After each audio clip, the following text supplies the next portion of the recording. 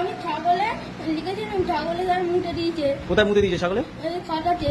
ছাগলে খাতা হাতে লেখা করেছিলি মুতে দিয়েছে? হ্যাঁ। তো তুই কি খাতাটা কি ছাগলের কাছে রাখতিস নাকি? স্যার আমি লিখছি না, এইখানে জল হচ্ছিল, লিখতে লিখতে আর জায়গায় পালিয়ে গেলাম বলে ভুলে আর মুটে দিয়েছে। পুরো মুতে দিয়ে খাতা নষ্ট হয়ে গেল? হ্যাঁ না তুই লিখিস নি? স্যার লিখেছি, সত্যি বলছি। ক পাতা লিখেছিলি? 20 পাতা করে। 20 পাতা লিখেছিলি, পুরোটাই ছাগলে মুতে নষ্ট করে দিল? হ্যাঁ কতটা মুতেছে রে ছাগলে? বড় ছাগল নাকি? হ্যাঁ আমি ছাগল। রাম ছাগল?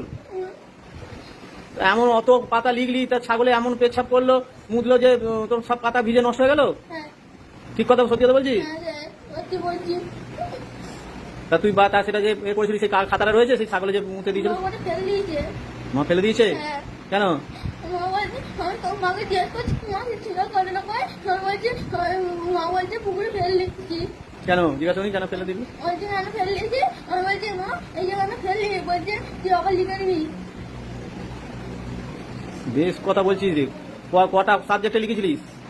কিসে লিখেছিলিস? বাংলা, ইংরাজি, হ্যাঁ। অঙ্ক আর পরিবেশ। অতগুলো খাতা কত পাতা করে লিখেছিলিস?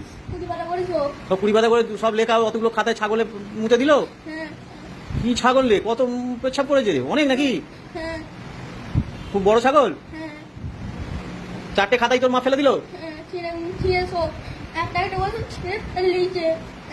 তুই তো ওইটা এবার তোর কথাটা আমরা কি করে বিশ্বাস করবো বল? তুই যদি খাতাগুলো রেখে দিতিস, আমরা দেখলে বুঝতে পারতাম হ্যাঁ সত্যি ওই ছেলেটা লিখেছে, ছুটিতে লিখেছে, কিন্তু ছাগলে যদি মুতে দেয় ও সে কি করবে?